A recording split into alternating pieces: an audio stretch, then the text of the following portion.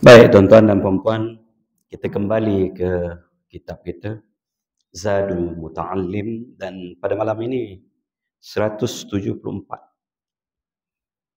Muka surat 174.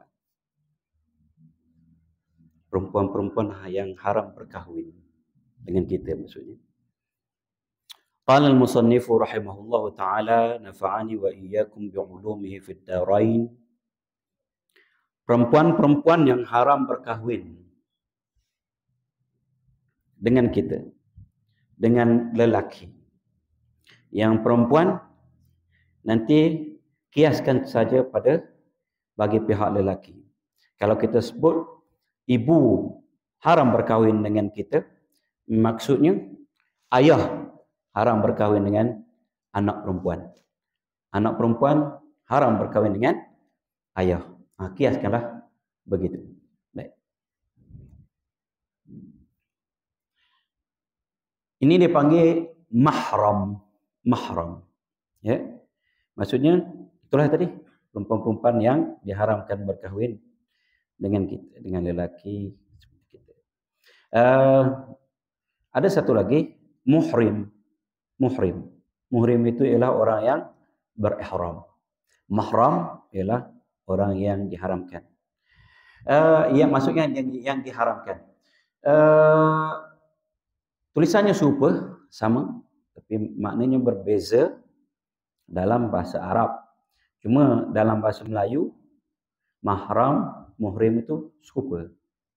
Cuma dalam pengajian ini kita tekankanlah, ya, mahram, muhrim berbeza.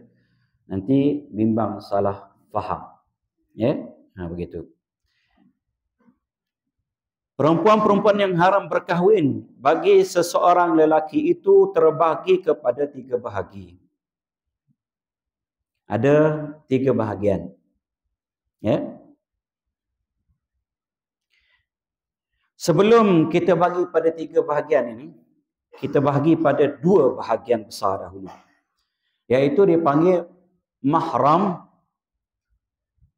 muaqqat, mahram muabbad. Muaqqat daripada aqta yuaqqitu. Maksudnya yang sementara. Haram tapi sementara. Sementara dia menjadi adik ipar kita, maksudnya kita masih berkahwin dengan kakaknya, maka haramlah kita berkahwin dengan adik ipar.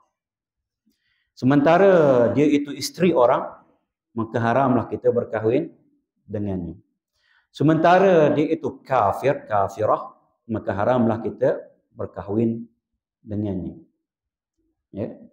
Dan wanita kelima, maksudnya apa? Dah cukup kota, 4 orang isterinya, maka haramlah dia berkahwin dengan wanita kelima. Itu haram sementara. Dipanggil mahram muaqqat. Sementara saja. Ya. Nanti salah seorang isterinya dah meninggal, bolehlah dia kahwin pula.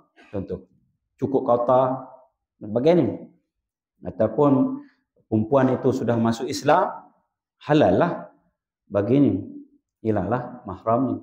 Ya, begitu.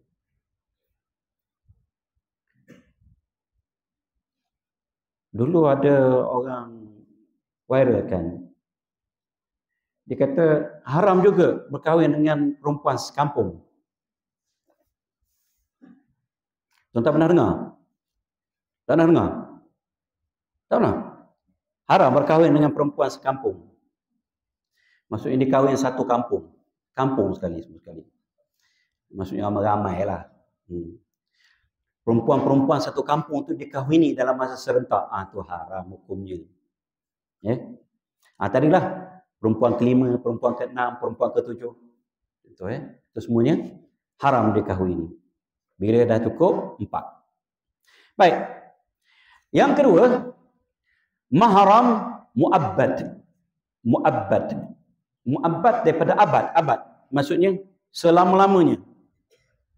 Walaupun sudah bercerai dengan anaknya, maka si ibu itu menjadi mentuanya buat selama-lama. Artinya tak boleh dikahwin. Selama-lamanya lah tu. Mentua ke mertua? Ibu mentua ke ibu mertua? Ibu mentua. Bahasa Melayu mentua. Tapi yang ramai yang sebut mertua tak? Yang betulnya ialah mentua. Ibu mentuaku. Tajuk Piramli itu mertua tak? Mertua kan? Baik. Anak dia haramlah selama-lamanya. Cucu dia enggak. Mak dia haramlah selama-lamanya. Walaupun di dunia ini tidak ada perempuan lain. Di dunia tak ada perempuan lain. Yang ada mak dia saja. Pun haram dia berkahwin. Walaupun kata kalau akan macam ni pupuslah manusia, biar dia pupus. Katalah begitu contohnya. Itu keharaman ibu kepada anak dia. Hebat. Baik. Baik. Kita masuk balik kepada pembahagian tadi. Ini pembahagian di bawah kategori mahram mu'abbad, iaitu yang buat selama-lamanya. Yang dikata terbagi kepada 3 bahagi pula. Yang pertama, haram dengan sebab nasab, iaitu keturunan, ataupun dipanggil qarabah, kekerabatan, hubungan darah. Nasab, keturunan, qarabah, kerabat. Itu yang pertama. Siapa dia ni? 1. Ibu dan datuk perempuan hingga ke atas. Datuk perempuan, nenek. Nenek. Sini panggil apa nenek? Anak-anak saya panggil nenek dia mak. Saya kalau di kampung, di Jerantut, panggil wek. Ada kalau belah-belah sana Temuluh panggil wan. Sini panggil Tok Wan. Tok, panggil Tok tak? Ni sebab dia sebut datuk perempuan ni sini. Nenek. Kalau apa ni laki, Tok Ki. Kampung saya panggil Aki. Aki. Baik. Ibu dan datuk perempuan hinggalah ke atas. Mak pada mak kita, nenek. Mak pada mak kita, mak pada mak kita. Moyang. Moyang tu bawa lah ke atas. Lepas moyang apa? Tok Nyang. Moyang belah kera, moyang 1, moyang 2, moyang 3 lah. Sampailah ke atas. Tu. Ini dipanggil usulul insan. Usul. Usul maksudnya asal usul kita. Kita punya pangkal kita. Kita punya apa? Asal kita lah. Asal kita. Mak dan ayah kita asal kita. Datuk kita asal kita. Asal ayah kita. Moyang kita asal datuk kita. Bawa lah ke atas asal kita. Dia panggil usul. Usulul insan. An-Nisa ayat 23. A'udzubillahi minasyaitonirrajim. Hurrimat alaikum ummahatukum. Diharamkan kepada kamu ibu-ibu kamu. Ibu tu termasuklah nenek, moyang, bawa ke atas. 2. Anak perempuan dan cucu perempuan hingga ke bawah. Anak, cucu. Lepas cucu, cicit. Lepas cicit, ciak. Bawalah ke bawah. Bawalah ke bawah. Mak mentua saya, berapa orang dah cicit dia? Ramai juga dah. 83 tahun. Baik. Bawalah ke bawah, cucu naik ke bawah. Wa banatukum hurrimat alaikum ummahatukum wa banatukum. Diharamkan kepada kamu ibu-ibu kamu dan dan anak-anak perempuan kamu. Dan ke bawah. Dia panggil furu'. Furu' ni cabang. Bawah kita tu cabang kita lah. Furu'ul insan. Baik. Yang ketiga. Saudara perempuan seibu sebapa. Ini dipanggil kandung. Adik-beradik kandung. Saudara perempuan. Bukan saudari perempuan sebenarnya. Kalau perempuan pun saudara. Maksudnya saudara perempuan saya. Bukan saudari perempuan. Bila kita gelarkan dia bawa saudari. Ngajar bahasa Melayu pula lah. Bagus lah. Jadi saudara perempuan, adik-beradik perempuan. Kakak atau adik perempuan. Ya, kakak di sini kakak Malaysia. Jangan kakak Indonesia. Kakak Indonesia lelaki. Ya, baik. Seibu sebapa maksudnya kandung. Adik-beradik kandung. Atau sebapa. Ataupun sebelah pihak saja. Sebapa. Ayahnya berkahwin dua.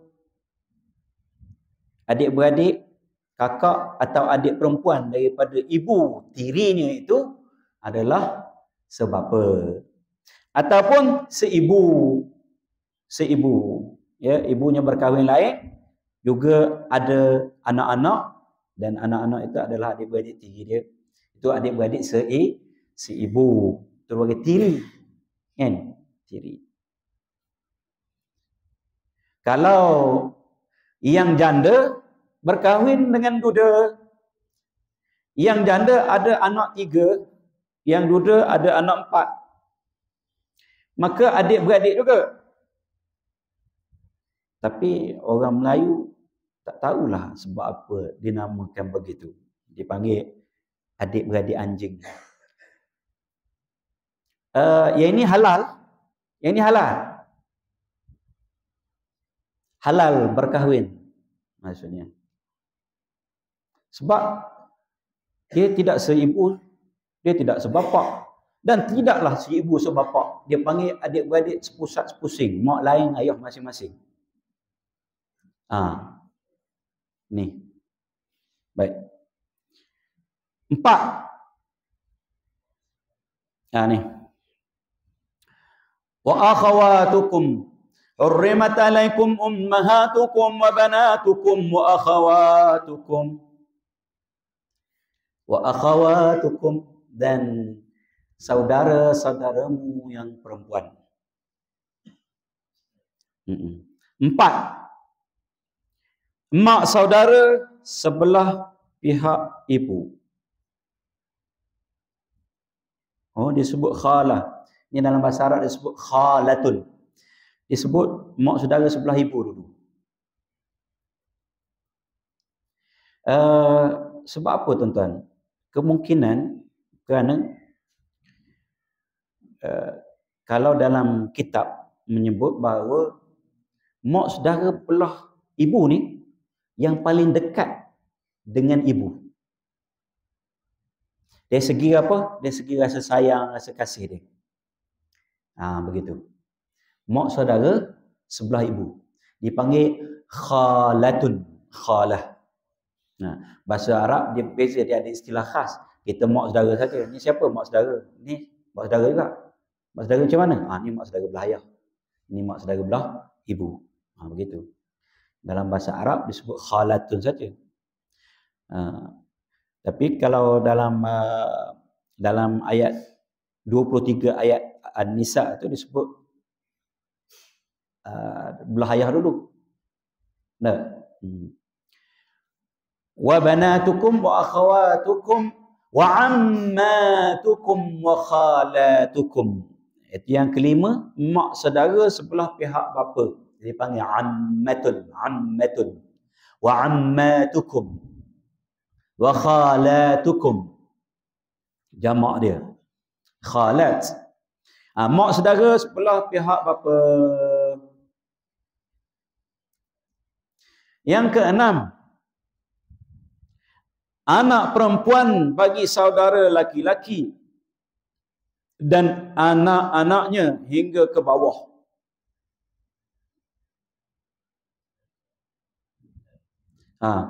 Anak perempuan bagi saudara laki-laki, anak saudara, abang, anak abang, ataupun anak adik lelaki, ya. Dan anak-anaknya, maksudnya apa tu? Cucu saudara, anak saudara dan cucu saudara. Bawalah ke bawah, cicit saudara. Ramai agak dah cucu tu, cucu saudara lah maksudnya, anak abang, anak kakak. Nah. 7.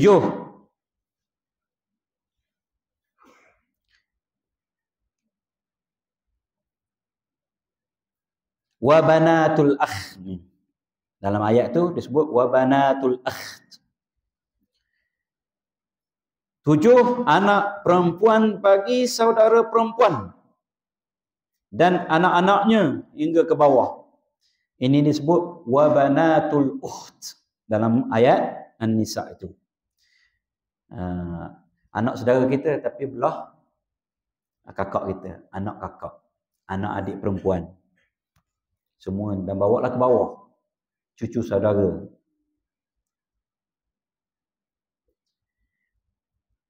Habis tuan-tuan dan puan, bab kerabat, nasab. Haram muabbad, haram buat selama-lamanya.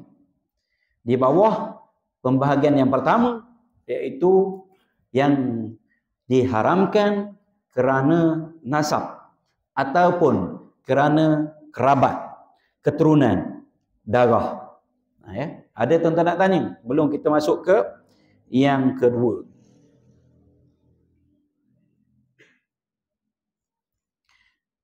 Kedua, haram dengan sebab radha ataupun ridha. Boleh baca belaka.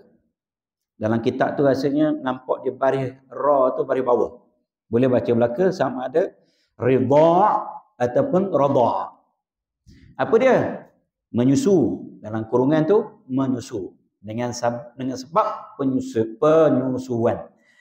Yang disebut oleh Nabi SAW, innar radha'ata tuharrimu ma yahrumu minan nasab.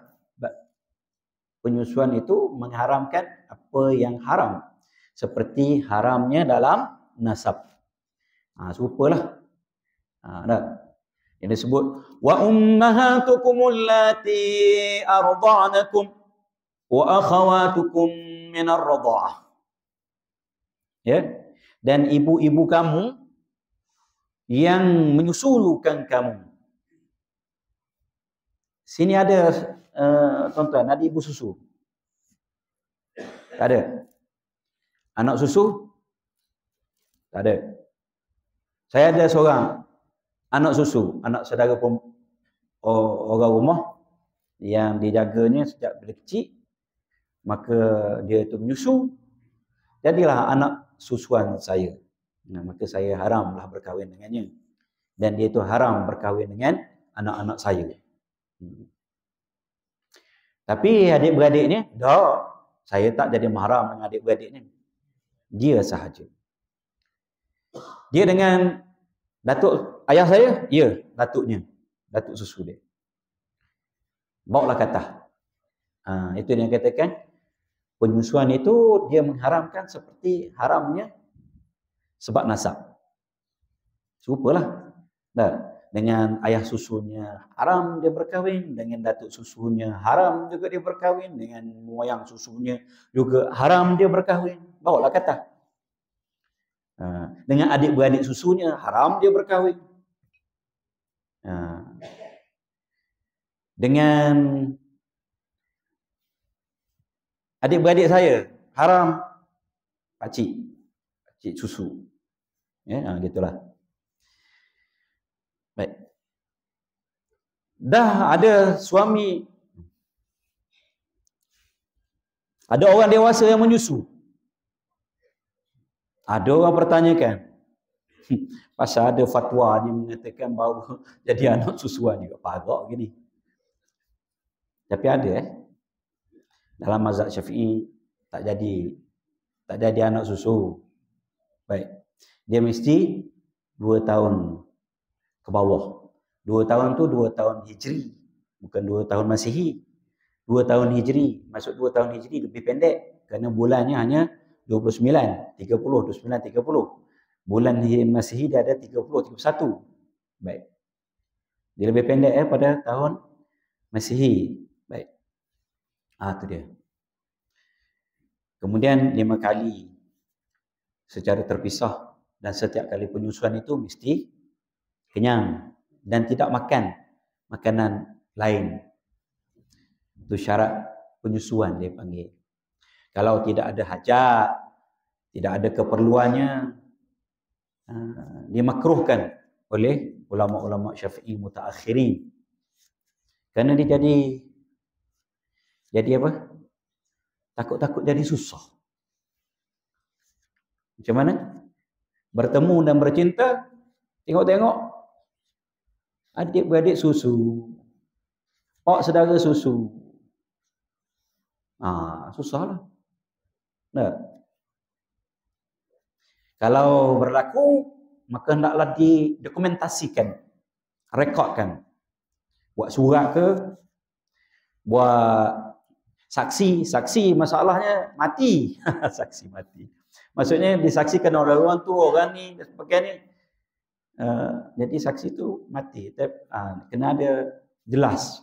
Ramai yang tahu. Jangan gitu-gitu begini saja. Terutamanya yang mengasuh. Terutamanya. Dia bagi susu. Bagi dah jadi anak susu. Baik.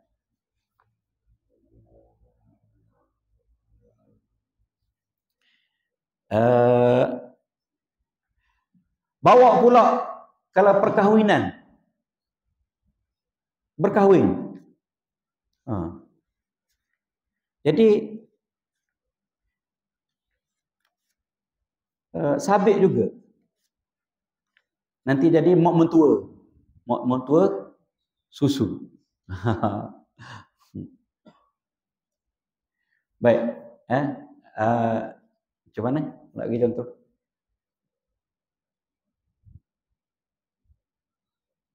Tak apalah tuan-tuan. Kita masuk ke nikah ta'bih. Ketiga.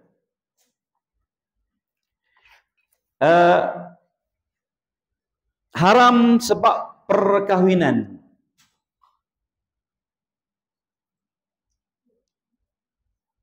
Iaitu yang pertama, ibu isteri. Ibu mentua. Dalam kitab ni mentua. Betul lah tu. Hingga ke atas.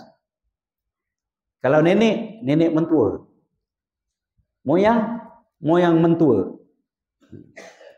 Ini dipanggil bil musaharah, persemendaan. Ikatan yang mengharamkan perkahwinan sebab perkahwinan juga. Persemendaan. Walaupun dah bercerai. Cerailah dengan isteri. Tapi dia masih lagi kekal sebagai ibu mentua. Kita panggil bekas ibu mentuaku. Tetap juga tak boleh kahwin. Yang kedua, anak isteri, yakni anak tiri hingga ke bawah. Anak isteri hingga ke bawah. Anak tiri, cucu tiri, cicit tiri, semuanya haram perkahwinan kita. Sama ada di bawah jagaan kita ataupun tidak di bawah jagaan kita.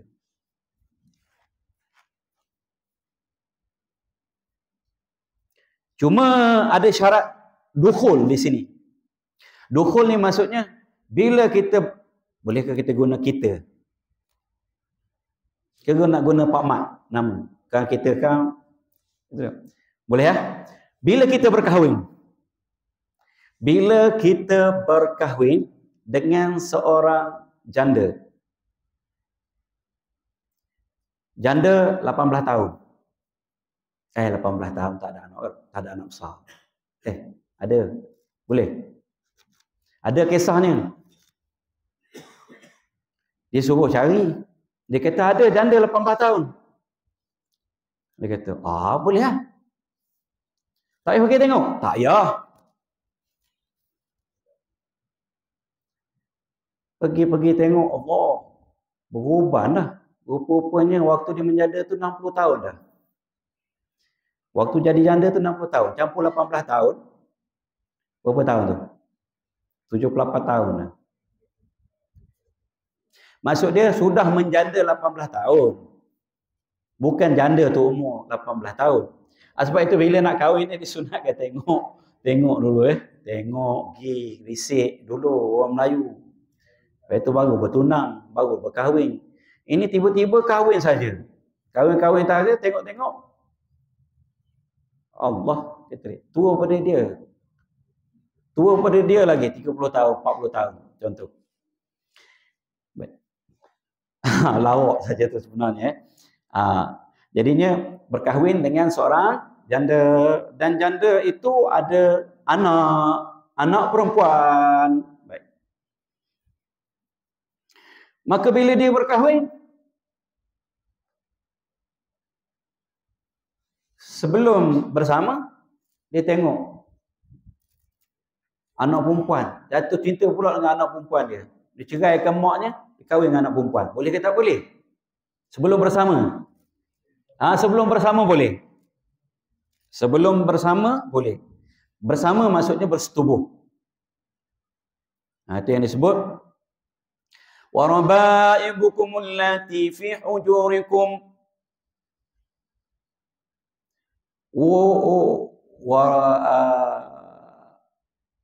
وربائبكم اللاتي في حجوركم من نسائكم اللاتي دخلتم بهن فإن لم تكونوا دخلتم بهن فلا جناح عليكم.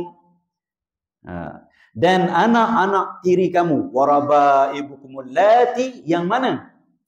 Yang mana daripada min nisaikum, daripada isteri-isteri kamu, allati, yang mana dakhaltum bihin, yang kamu setubuhi. Jika belum kamu setubuhi, maka anak tiri itu masih lagi halal. Halal. Boleh dinikahi. Jadi berkahwin dengan ibu secara akad sahaja begitu tanpa menggauli, maka anaknya masih belum jadi mahram. Okey, baik.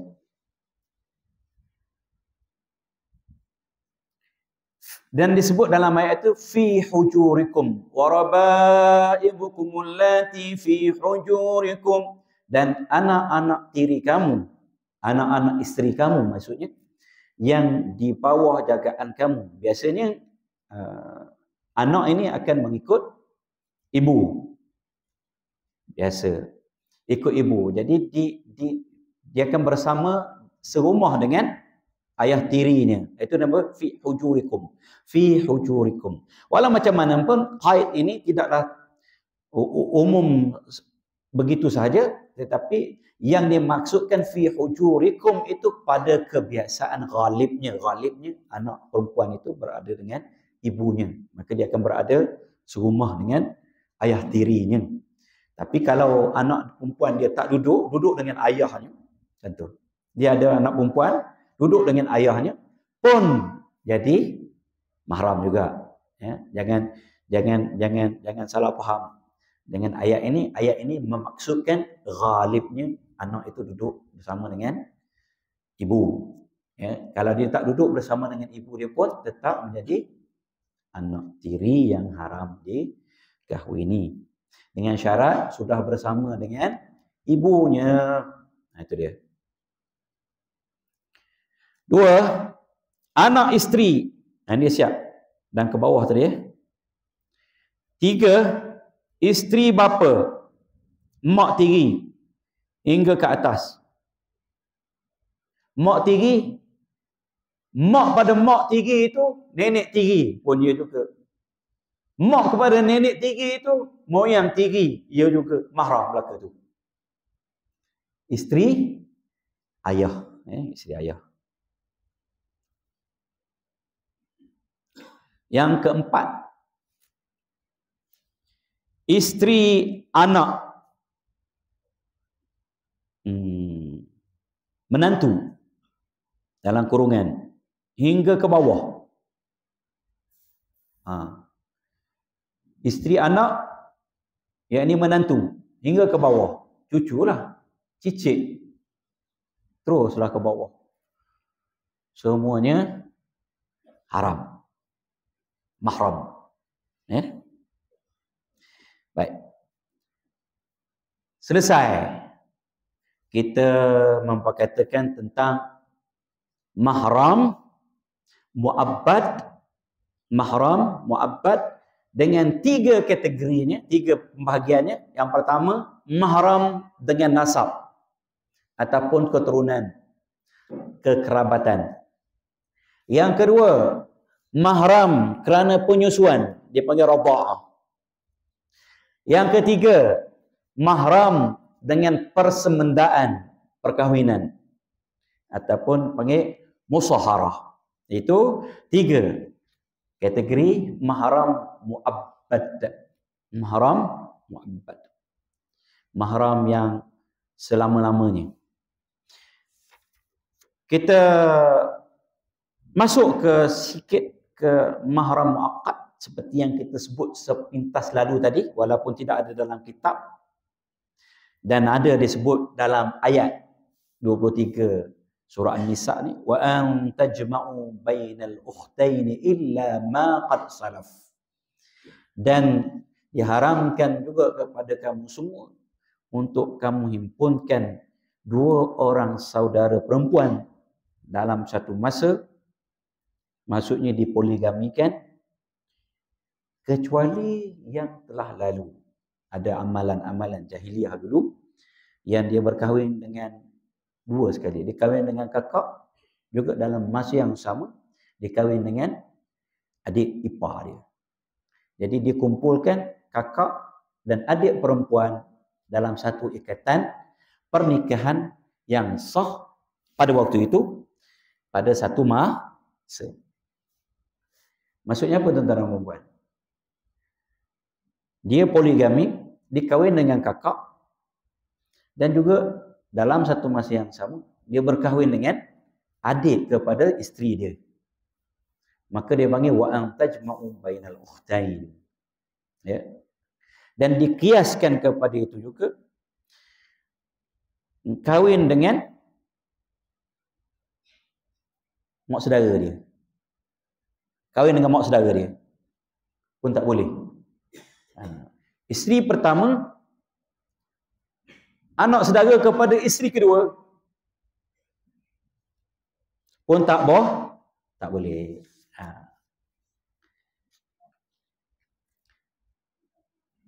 Kalau dah meninggal isteri ataupun dah bercerai, berpisah, boleh ke tak kahwin? Boleh ke tak boleh kahwin dengan tu adik ipar, bekas adik ipar?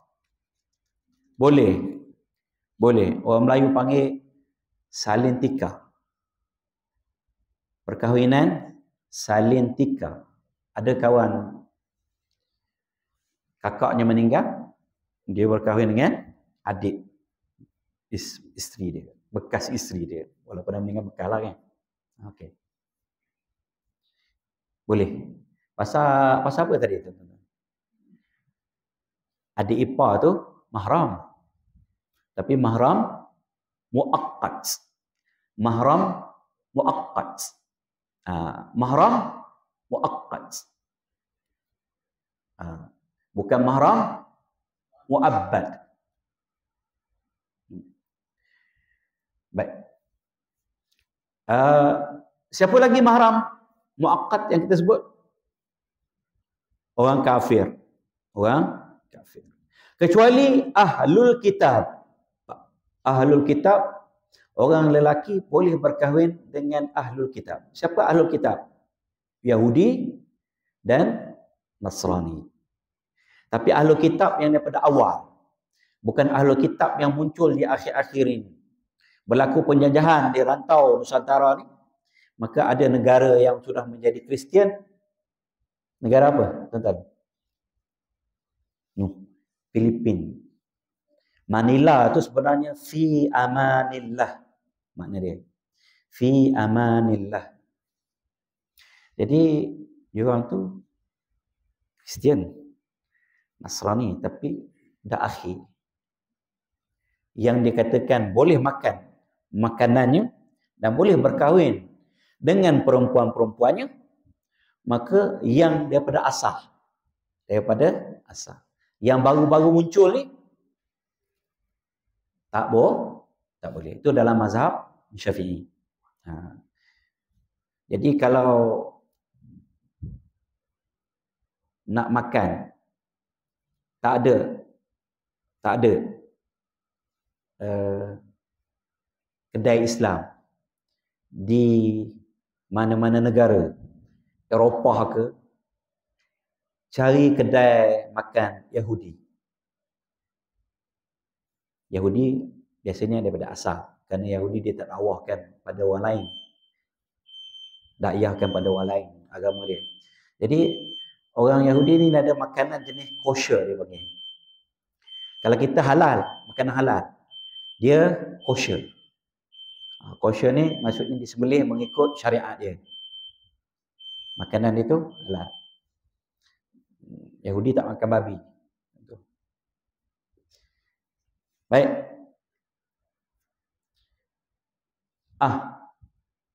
Lagi? Wanita isteri orang. Isteri orang tak boleh.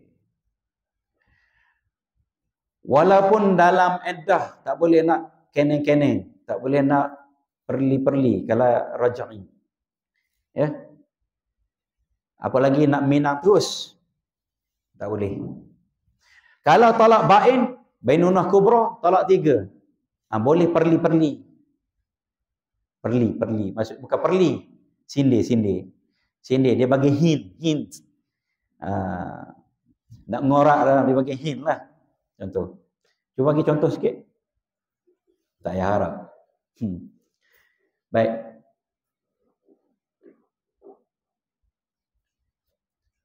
Itulah bagian mahram. Apa tuan-tuan nak tanya?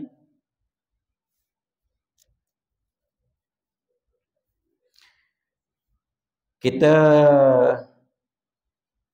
akhiri kuliah kita dengan membaca surah Al-Asri dan tasbih kafarah. Bismillahirrahmanirrahim. Alhamdulillah insan fi khusr illa